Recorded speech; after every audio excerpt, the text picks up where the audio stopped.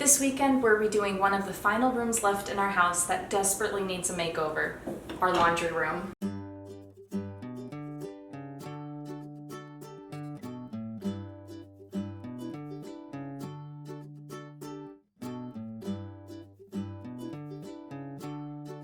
Now I know what you're thinking, isn't this the lady that paints her kitchen countertops? Yes, yes it is. But today, we are going to be painting this tile floor. My husband brought up this idea because we've done a few tile projects in our house, but we hate tile. It's so hard to install, and ripping up existing tile is a feat of its own. So rather than messing with any of that, we're going to be painting the floors with this Rust-Oleum floor coating paint. I'll be making a more in-depth step-by-step video on how I use this product and my thoughts on it, and I'll be sure to link that video here and also in the description below.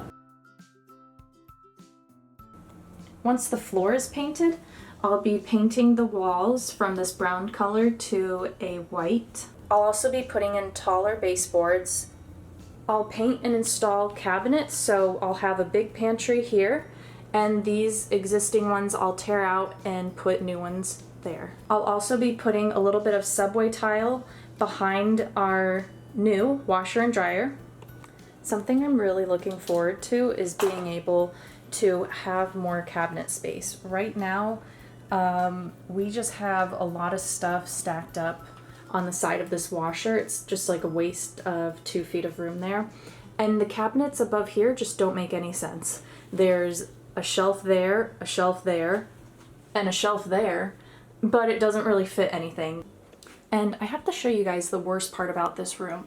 So whoever installed this shelf here, they didn't quite measure it, so this door doesn't even open all the way. That has bugged me for the last 4 years that we've been here. It won't even open. All they had to do was measure it and move it over. I've been looking forward to remodeling this room because it's such a small space. I think it'll be a really fun, quick, easy-ish project with great results. All right, let's get started.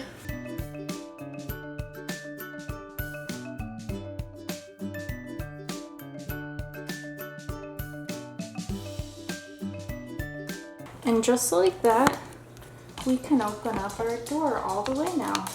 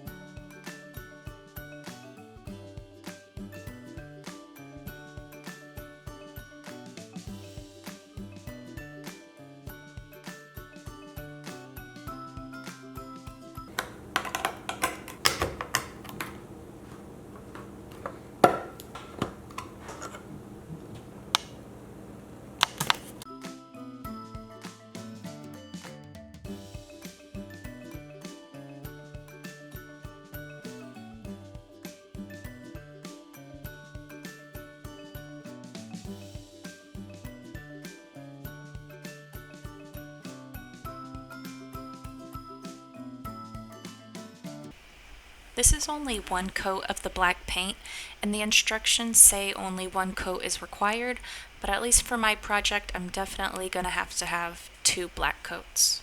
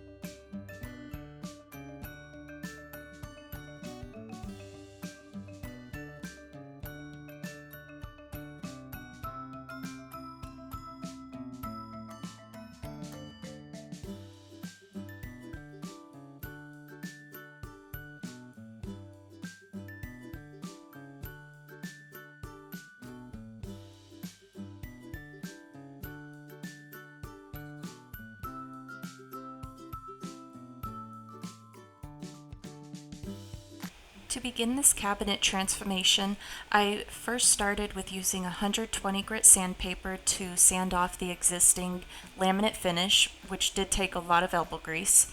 I then wiped all the dust off with a damp paper towel. I even used my TSP cleaner. Then I went on top of that with my bin primer. Once I applied that first coat of primer, I let it dry, and then I sanded it with a 220 grit sandpaper, wiped all of the dust off, applied a second coat of primer, let that dry, sand again with a 220 grit sandpaper, wipe that all off, and then the cabinets are finally ready for the beautiful green paint. And this color did not disappoint. It is gorgeous.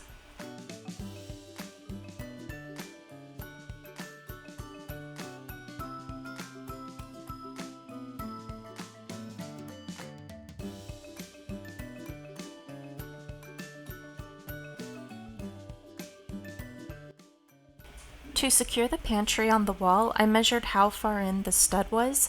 I marked that measurement onto the back of the cabinet, and I ended up doing 4 screws. I wanted to make sure this was very secure to the wall.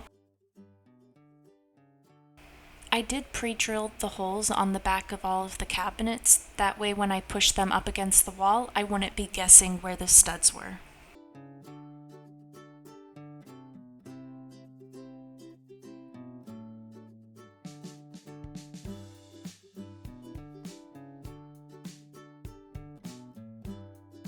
And this is the paint I'm going to be using for my baseboards.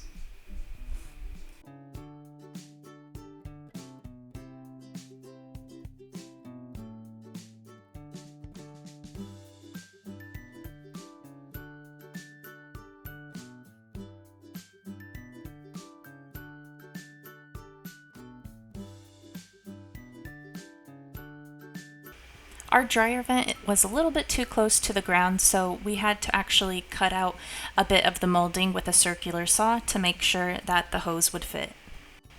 Luckily, it's covered by the washer and dryer, but even without it doesn't look that bad. For the caulking, I'm using the DAP Fast Dry in white. And once I apply it, I'll smooth it over with some baby wipes. I've heard that's a trick to do. I haven't tried it yet, but paper towel just doesn't work for me. So hopefully baby wipes will work a little better. And then up against my cabinet, I'm going to use painter's tape because I want this line to be perfect. Looks good. That is a pretty dang nice line. Washer and dryer just got delivered. Lot tighter of a space, and it barely clears the door, but that's okay. We measured it perfectly, thank goodness. So now we just have to put the cabinets in and mount the pantry to the wall. Next step, we're using shims to make sure that the pantry is level with the wall. Now when we use the level, it is showing it's off a little bit here. It's not perfectly centered. I don't know if you can see that, but if we push it all the way up against the wall, then it is showing level.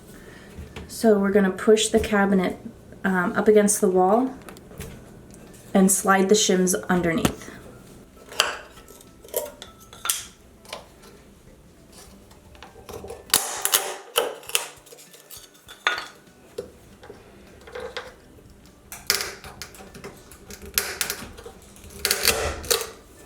And we're gonna put our baseboard down here so that all will be covered. But if we come back up here, we still have it showing level.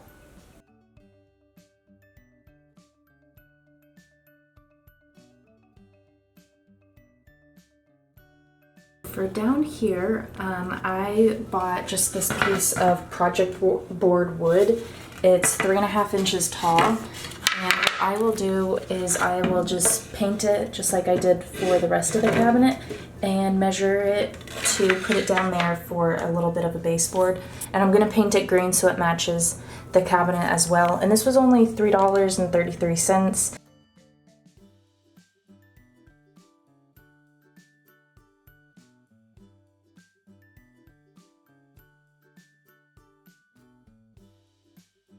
Nice.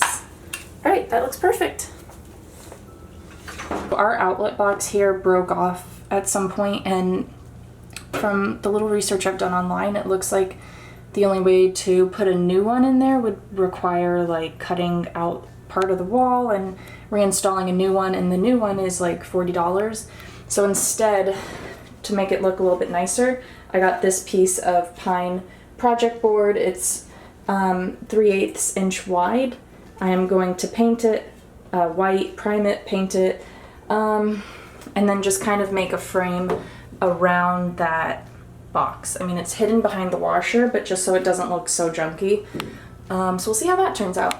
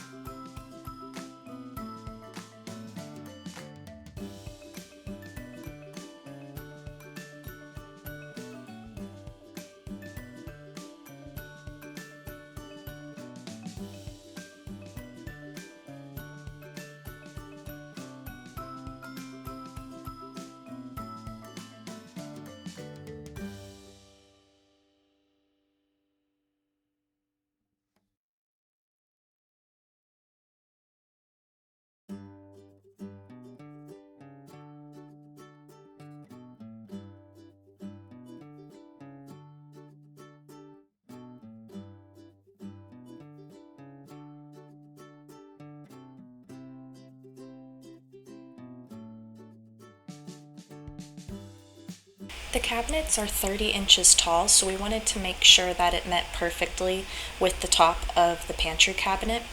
Once we had that measured, we used this scrap piece of wood we have. It's really thick. We made sure it was leveled on the wall, so instead of trying to hold up a really heavy pantry cabinet, this beam acted as a support, so we could more easily mount the two cabinets to the wall.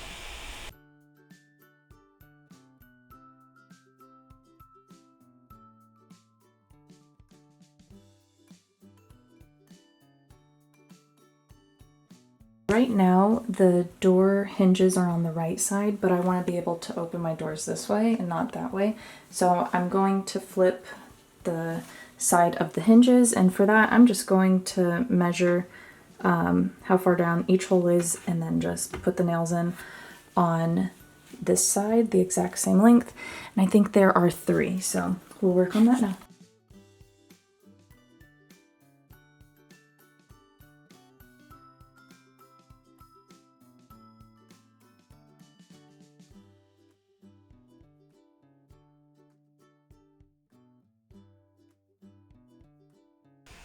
Something I did for both the paint and the primer was after I had rolled on each coat, I went through with a brush and went along the edges to make sure that there weren't any globs of paint stuck. And then after I did that, I went back on top with the roller just to make sure everything was uniform.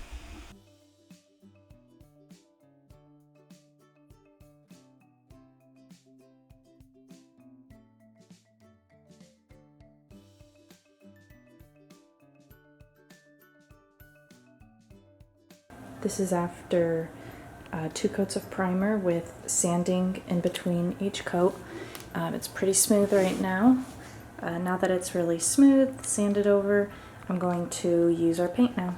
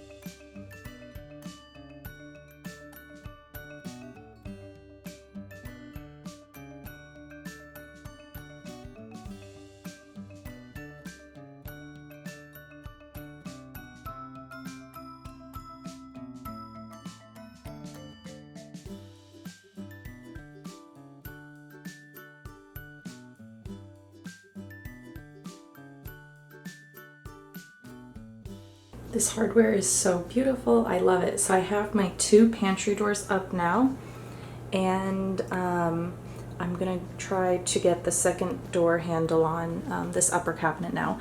It was so hard to get this. I thought I measured it perfectly, the 2 holes, and I still messed it up. So yeah, I don't know if you can tell, but I tried a couple of times. So that was hard, but luckily I just have one more handle and then those will be knobs. So yeah, handles are kind of hard. I've got the wood shelf ready to go. I trimmed it to size. I sanded it with 120 grit sandpaper, really good. Then I wiped it clean with TSP cleaner and then again with a damp paper towel. Now I'll go on top with this color.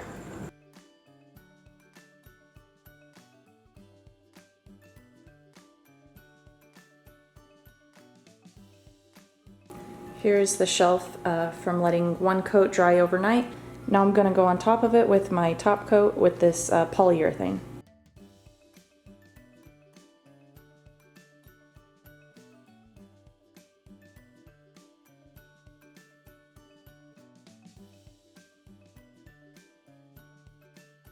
I'm so embarrassed. Please clean your dryer vents. They can cause fires. Since I'm working with such a small area, I decided to use this muscle-bound tile adhesive instead of messing with mortar. It was a lot easier to use and not worry about mixing the mortar and making sure that I use it before it dries, so this was very easy.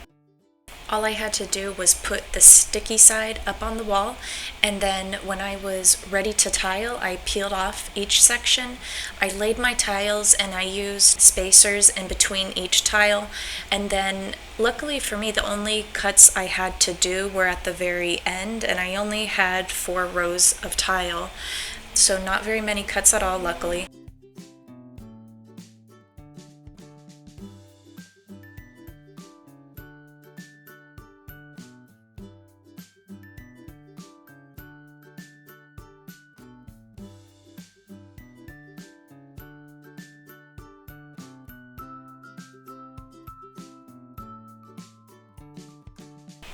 I also had to cut the top row of tiles lengthwise, but that wasn't bad.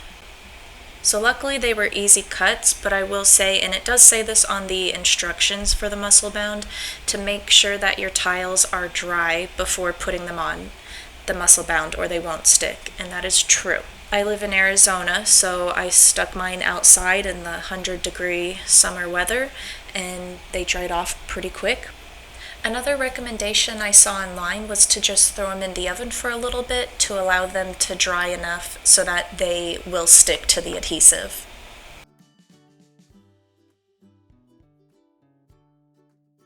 We're at one of the final steps here. So now I'm applying the grout, and for this I taped off the edges and also my shelf because I don't want to get any grout on that, and I pulled out each of the spacers as I went along the wall, and then I just applied the grout diagonally, and it worked out really nicely.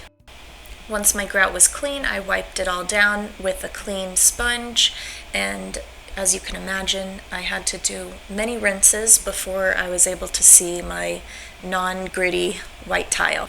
And lastly, just a small line of caulking at the top there. Now let's take a look at the finished product.